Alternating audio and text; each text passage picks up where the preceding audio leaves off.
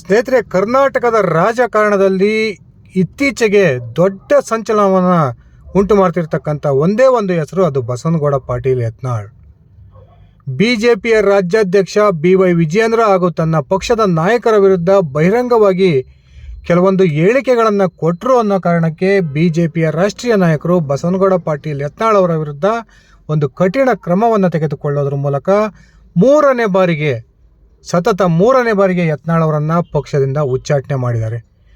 ಈ ಸಂದರ್ಭದಲ್ಲಿ ಯತ್ನಾಳ್ ಕೆಲವೊಂದು ಬಿಜೆಪಿಯ ನಾಯಕರೊಂದಿಗೆ ಜೊತೆಗೂಡಿ ರಾಜ್ಯದಲ್ಲಿ ಹೊಸ ಪಕ್ಷ ಕಟ್ತಾರೆ, ಆ ಮೂಲಕ ಬಿಜೆಪಿಗೆ ಬಹುದೊಡ್ಡ ಹೊಡೆತವನ್ನು ಕೊಡ್ತಾರೆ ಎನ್ನುವ ಒಂದು ಸುದ್ದಿಗಳು ಸಾಕಷ್ಟು ಮಾಧ್ಯಮಗಳಲ್ಲಿ ಈಗಾಗಲೇ ಪ್ರಚಾರ ಆಗ್ತಾ ಇದ್ದಾವೆ.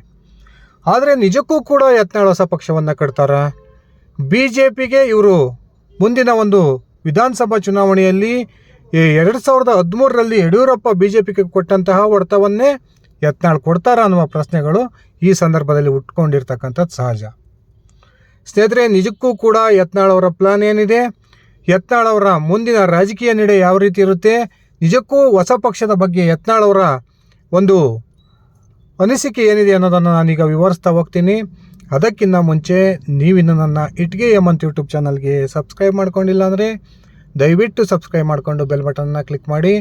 ನಾನು ಕೊಡ್ತಕ್ಕಂಥ ಮಾಹಿತಿ ನಿಮ್ಗೆ ಇಷ್ಟ ಆಗಿದ್ದರೆ ಈ ವಿಡಿಯೋಗೆ ಲೈಕ್ ಮಾಡಿ, ಶೇರ್ ಮಾಡಿ, ಕಮೆಂಟ್ ಮಾಡಿ.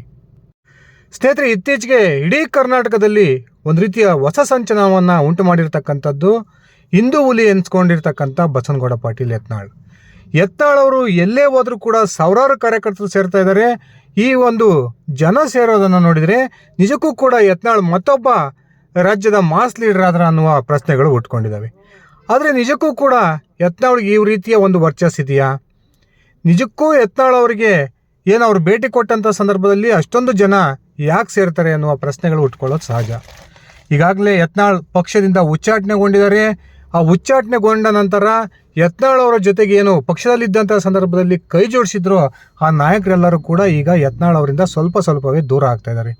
ಯತ್ನಾಳ್ ಪರವಾಗಿ ಬಲವಾಗಿ ನಿಂತಿರ್ತಕ್ಕಂಥವ್ರು ಸದ್ಯಕ್ಕೆ ಹೇಳಬೇಕು ಅಂದರೆ ಕಳೆದ ಲೋಕಸಭಾ ಚುನಾವಣೆಯಲ್ಲಿ ತಮ್ಮ ವೈಯಕ್ತಿಕ ಕಾರಣಗಳಿಗಾಗಿ ಬಿಜೆಪಿ ಟಿಕೆಟನ್ನು ತಪ್ಪಿಸಿಕೊಂಡಂತಹ ಕೊಡಗು ಮತ್ತು ಮೈಸೂರು ಲೋಕಸಭಾ ಕ್ಷೇತ್ರದ ಮಾಜಿ ಸಂಸದ ಪ್ರತಾಪ್ ಸಿಂಹ.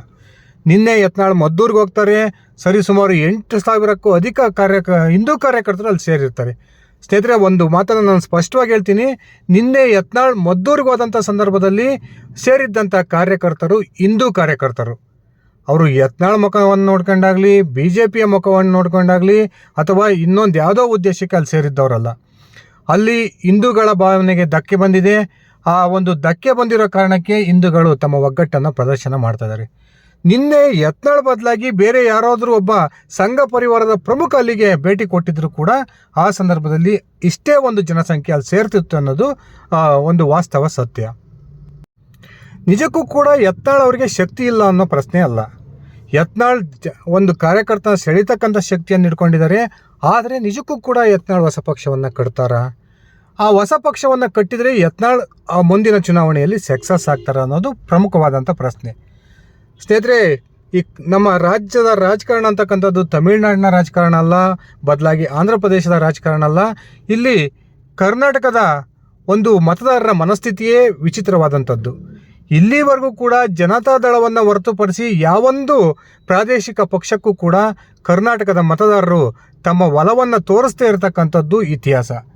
ಕರ್ನಾಟಕದಲ್ಲಿ ಹೊಸ ಪಕ್ಷಗಳನ್ನು ಕಟ್ಟೋದ್ರ ಮೂಲಕ ಸಾಕಷ್ಟು ಪ್ರಯೋಗವನ್ನು ಮಾಡೋ ಪ್ರಯತ್ನಕ್ಕೆ ಬಂಗಾರಪ್ಪನವರು, ಯಡಿಯೂರಪ್ಪನವರು, ಬಿ ಶ್ರೀರಾಮುಲು ಅವರು, ಈ ರೀತಿ ಅನೇಕ ನಾಯಕರು ಹೊಸ ಪಕ್ಷಗಳನ್ನು ಕಟ್ಟಿದ್ರು.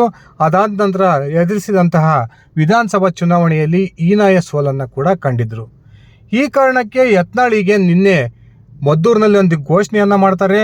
ನಾನು ಪ್ರತಾಪ್ ಸಿಂಹ ನಾವೆಲ್ಲ ಒಂದುಗೂಡ್ತೀವಿ, ಆ ಮೂಲಕ ಹಿಂದುತ್ವದ ಆಧಾರದಲ್ಲಿ ಕರ್ನಾಟಕ ಹಿಂದೂ ಪಕ್ಷವನ್ನು ಕಟ್ತೀವಿ, JCBಯನ್ನು ನಮ್ಮ ಪಕ್ಷದ ಚಿಹ್ನೆಯಾಗಿ ಮಾಡ್ಕೊಳ್ತೀವಿ, ನಾವು ಬಹುಮತವನ್ನು ಪಡೆದು ಅಧಿಕಾರಕ್ಕೆ ಬಂದು ಈ ಒಂದು ಮುಸ್ಲಿಂ ಸಮುದಾಯಕ್ಕೆ ಸರಿಯಾದ ಪಾಠವನ್ನು ಕಲಿಸ್ತೀವಿ, ಹಾಗೆ ಹೀಗೆ ಅನ್ನುವ ಒಂದು ಭಾಷಣವನ್ನು ಯತ್ನಾಳ್ ಮಾಡ್ತಾರೆ. ನಿಜಕ್ಕೂ ಕೂಡ ಯತ್ನಾಳ್ ಅವರ ಭಾಷಣಕ್ಕೂ ವಾಸ್ತವಕ್ಕೂ ಸಂಬಂಧ ಇದೆಯಾ? ಯತ್ನಾಳ್ ಹೇಳಿದ ಪ್ರಕಾರ ಎಲ್ಲವೂ ಕೂಡ ಕರ್ನಾಟಕದಲ್ಲಿ ಆಗೋದಕ್ಕೆ ಸಾಧ್ಯನಾ? ಖಂಡಿತವಾಗ್ಲೂ ಇಲ್ಲ ಸ್ನೇಹಿತರೆ. ಯತ್ನಾಳ್ ಏನೇ ಬಡಾಯಿ ಕೊಚ್ಕೊಂಡ್ರು ಕೂಡ ಕರ್ನಾಟಕದ ರಾಜಕಾರಣ ಆ ರೀತಿ ಇಲ್ಲ. ಯತ್ನಾಳ್ ಅವರಿಗೆ ಹೊಸ ಪಕ್ಷ ಕಟ್ಟಿದರೂ ಕೂಡ ಈ ಹಿಂದೆ ಕರ್ನಾಟಕದ ಸಾಕಷ್ಟು ಪ್ರಾದೇಶಿಕ ಪಕ್ಷಗಳನ್ನು ಕಟ್ಟಿ ಏನು ದೊಡ್ಡ ದೊಡ್ಡ ನಾಯಕರು ವಿಫಲರಾಗಿ ಕೊನೆಗೆ ಮಾತೃಪಕ್ಷಕ್ಕೆ ಮರಳಿದರು. ಅದೇ ರೀತಿಯ ಪರಿಸ್ಥಿತಿ 100ಕ್ಕೆ 100 ಯತ್ನಾಳ್ಗೆ ಬರೋದರಲ್ಲಿ ಸಂಶಯ ಇಲ್ಲ. ಹಾಗಂತ ಯತ್ನಾಳ್ ಅವರ ಏನು ಬೆನ್ನಿಗೆ ಸಂಪೂರ್ಣವಾಗಿ ಈ ಪಂಚಮಸಾಲಿ ಸಮುದಾಯ ನಿಲ್ಲುತ್ತಾ ಅನ್ನೋದನ್ನು ನೋಡಿದರೆ ಅದು ಕೂಡ ಸಾಧ್ಯವಿಲ್ಲ. ಯಾಕಂದರೆ ಪಂಚಮಸಾಲಿ ಸಮುದಾಯದಲ್ಲಿ ಈಗಾಗಲೇ 12 ಕಾಂಗ್ರೆಸ್ನ ಶಾಸಕರಿದ್ದಾರೆ. ಅದರಲ್ಲೂ ಕೂಡ ವಿಜಯಾನಂದ ಕಾಶ್ಯಪ್ನವರ್, ಲಕ್ಷ್ಮೀ ಹೆಬ್ಬಾಳ್ಕರ್, ವಿನಯ್ ಕುಲಕರ್ಣಿ ಅಂತ ಪ್ರಬಲ ನಾಯಕರು ಈಗ ಕಾಂಗ್ರೆಸ್ನೊಂದಿಗೆ ಗುರುತಿಸಿಕೊಂಡಿದ್ದು ಅವರು ಕೂಡ ಪಂಚಮಸಾಲಿ ಸಮುದಾಯದ ಒಂದು ಮತಗಳನ್ನು ಸೆಳೀತಕ್ಕಂಥ ಶಕ್ತಿಯನ್ನು ಹೊಂದಿದ್ದಾರೆ. ಈ ಕಾರಣಕ್ಕೆ ಯತ್ನಾಳ್ ಕೇವಲ ಹಿಂದುತ್ವದ ಆಧಾರದ ಮೇಲೆ ರಾಜ್ಯದಲ್ಲಿ ಹೊಸ ಪಕ್ಷವನ್ನು ಕಟ್ತೀನಿ, ಆ ಮೂಲಕ 113 ಮ್ಯಾಜಿಕ್ ಸಂಖ್ಯೆಯನ್ನು ನಾನು ತಲುಪ್ತೀನಿ ಅನ್ನುವ ಭ್ರಮೆಯಲ್ಲಿದ್ದಾರೆ ಅಂತಲೇ ಹೇಳ್ಬೋದು. ಇನ್ನು ಯತ್ನಾಳ್ ಜೊತೆಗೆ ಹೊಸ ಪಕ್ಷವನ್ನು ಕಟ್ಟಿದರೆ ಕೈ ಜೋಡಿಸ್ತಕ್ಕಂಥ ನಾಯಕರು ಯಾರು ಅನ್ನುವ ಪ್ರಶ್ನೆಯಲ್ಲಿ ಉಟ್ಕೊಂಡಿದೆ. ಒಂದು ಕಡೆ BJPಯ ಭಿನ್ನಮತೀಯ ನಾಯಕರಲ್ಲಿ ಗುರುತಿಸಿಕೊಂಡಿದ್ದಂತಹ ಕುಮಾರ್ ಬಂಗಾರಪ್ಪ ತಾನೇ ತನ್ನ ಕ್ಷೇತ್ರದಲ್ಲಿ ಗೆಲ್ತಕ್ಕಂಥ ಶಕ್ತಿಯನ್ನು ಹೊಂದಿಲ್ಲದೆ ಇರತಕ್ಕಂಥ ನಾಯಕ. ಇನ್ನೊಂದು ಕಡೆ ಸಲಿಂಗ ಕಾಮದ ಒಂದು ಆರೋಪದ ಕಾರಣಕ್ಕೆ ಕಳೆದ ವಿಧಾನಸಭಾ ಚುನಾವಣೆಯಲ್ಲಿ ಟಿಕೆಟ್ ನಿರಾಕರಿಸಲ್ಪಟ್ಟಂತಹ ಅರವಿಂದ್ ಲಿಂಬಾವಳಿ ಕೂಡ ಈ BJPಯನ್ನು ಬಿಟ್ಟು ಹೊಸ ಪಕ್ಷಕ್ಕೆ ಸೇರ್ಪಡೆ ಆಗ್ತಕ್ಕಂಥ ಮನಸ್ಥಿತಿಯಲ್ಲಿಲ್ಲ. ಇನ್ನು ರಮೇಶ್ ಜಾರಕಿಹೊಳಿ ಬಹಿರಂಗವಾಗಿಯೇ ಯತ್ನಾಳ್ ಅವರ ವಿರುದ್ಧ ಏನು ಪಕ್ಷದಿಂದ ಉಚ್ಚಾಟನೆಗೊಂಡ ನಂತರವೂ ಕೂಡ ಯತ್ನಾಳ್ ಪದೇ ಪದೇ BJP ಹಾಗೂ ಅದರ ನಾಯಕರ ವಿರುದ್ಧ ವಾಗ್ದಾಳಿಯನ್ನು ನಡೆಸ್ತಿದ್ರು. ಆ ವಾಗ್ದಾಳಿಯ ವಿರುದ್ಧ ಬಹಿರಂಗವಾಗಿ ರಮೇಶ್ ಜಾರಕಿಹೊಳಿ ಹೇಳಿಕೆಯನ್ನು ಕೊಟ್ಟಿದ್ದರು.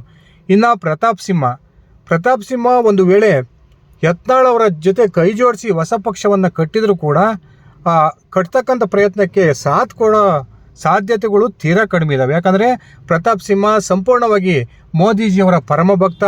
ಮೋದಿಜಿಯವರನ್ನು ಬಿಟ್ಟು ಒಂದು ಬೇರೆ ನಿರ್ಧಾರವನ್ನು ತೆಗೆದುಕೊಳ್ಳೋದು ತೀರಾ ಕಡಿಮೆ. ಇಂತಹ ಸಂದರ್ಭದಲ್ಲಿ ಯತ್ನಾಳ್ ಒಂದು ರೀತಿ ಕಾರ್ಯಕರ್ತರ ಹುಮ್ಮಸ್ಸನ್ನು ತರಬೇಕು, ಕಾರ್ಯಕರ್ತರಲ್ಲಿ ಒಂದು ರೀತಿಯ ಗೊಂದಲವನ್ನು ಉಂಟು ಮಾಡಬೇಕು ಅನ್ನೋ ಕಾರಣಕ್ಕೆ ಹೊಸ ಪಕ್ಷದ ಘೋಷಣೆಯನ್ನು ಮಾಡ್ತಾ ಇದ್ದಾರೆ. ಬಿಟ್ಟರೆ ಯಾವುದೇ ಕಾರಣಕ್ಕೂ ಯತ್ನಾಳ್ ಹೊಸ ಪಕ್ಷ ಕಟ್ತಕ್ಕಂಥ ಸಾಧ್ಯತೆಗಳು 100ಕ್ಕೆ 100 ಇಲ್ಲ ಅಂತಲೇ ಹೇಳ್ಬೋದು. ಇನ್ನೊಂದು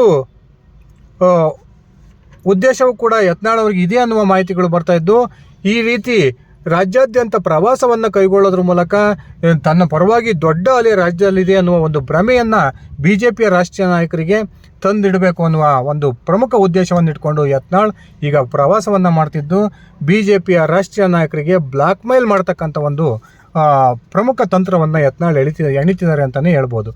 ಸ್ನೇಹಿತರೆ, ನಾನು ಹೇಳ್ತಕ್ಕಂಥ ಮಾತು ನಿಮಗೆ ಕಠಿಣ ಅನಿಸ್ಬೋದು. ಯತ್ನಾಳ್ ಅವರ ಒಂದು ಅಭಿಮಾನಿಗಳಿಗೆ ಯೂನಿಯನ್ ಈ ಥರ ಮಾತಾಡ್ತಿದ್ದಾನೆ ಅಂತಲೂ ಅನಿಸ್ಬೋದು. ಆದರೆ ನಾನು ಕರ್ನಾಟಕದ ಸದ್ಯದ ರಾಜಕೀಯ ಪರಿಸ್ಥಿತಿಯ ವಾಸ್ತವಾಂಶವನ್ನು ನಿಮ್ಮ ಮುಂದಿಟ್ಟಿದ್ದೀನಿ. ನಿಜಕ್ಕೂ ಕೂಡ ಇದು ಯಾರಿಗೆ ಬೇಜಾರಾಗುತ್ತೋ ಯಾರಿಗೆ ಬೇಜಾರಾಗೋದೋ ಇಲ್ಲ ಗೊತ್ತಿಲ್ಲ. ಯತ್ನಾಳ್ ಹೊಸ ಪಕ್ಷ ಕಟ್ಟೋ ಸಾಧ್ಯತೆಗಳು 100ಕ್ಕೆ 100 ಕಡಿಮೆ. ಅವರು ಈ ರೀತಿಯ ಹೇಳಿಕೆಯನ್ನು ಕೊಡೋದ್ರ ಮೂಲಕ BJPಯ ರಾಷ್ಟ್ರೀಯ ನಾಯಕರ ಮೇಲೆ ಒತ್ತಡ ತಂತ್ರವನ್ನು ಅನುಸರಿಸ್ತಾ ಇದ್ದಾರೆ. ಬಿಟ್ಟರೆ ಯಾವುದೇ ಕಾರಣಕ್ಕೂ ಅವರು ಹೊಸ ಪಕ್ಷ ಕಟ್ಟೋದಕ್ಕೆ ಸಾಧ್ಯನೇ ಇಲ್ಲ. ಅವರು ಮತ್ತೊಮ್ಮೆ BJPಗೆ ಮರಳಿ ಬರೋ ಪ್ರಯತ್ನಕ್ಕೆ ಕೈ ಹಾಕಿದ್ದಾರೆ. ಇದಿಷ್ಟು ಬಿಟ್ಟರೆ ರಾಜ್ಯದಲ್ಲಿ ಯತ್ನಾಳ್ ಹೊಸ ಪಕ್ಷವನ್ನು ಕಟ್ತಾರೆ, ಆ ಪಕ್ಷ 113 ಸ್ಥಾನಗಳನ್ನು ಗೆದ್ದುಬಿಡುತ್ತೆ ಅನ್ನೋದೆಲ್ಲ ಭ್ರಮೆಯಾಗಿ ಉಳ್ಕೊಳ್ಳೋದ್ರಲ್ಲಿ 100ಕ್ಕೆ 100 ಸತ್ಯ. ಸ್ನೇಹಿತರೆ, ನಾನು ಯತ್ನಾಳ್ ವಿಚಾರವಾಗಿ ನಾನು ಕೊಟ್ಟಿರ್ತಕ್ಕಂಥ ಅಭಿಪ್ರಾಯ ನಿಮಗೆ ಇಷ್ಟ ಆಗಿದ್ದರೆ ದಯವಿಟ್ಟು ಕಮೆಂಟ್ ಮಾಡಿ. ನಾನು ಕೊಡ್ತಿರ್ತಕ್ಕಂಥ ಮಾಹಿತಿ ನಿಮ್ಗೆ ಇಷ್ಟ ಆಗಿದ್ದರೆ ಈ ವಿಡಿಯೋಗೆ ಲೈಕ್ ಮಾಡಿ, ಶೇರ್ ಮಾಡಿ. ಧನ್ಯವಾದಗಳು ಸ್ನೇಹಿತರೆ. ಶುಭ ದಿನ.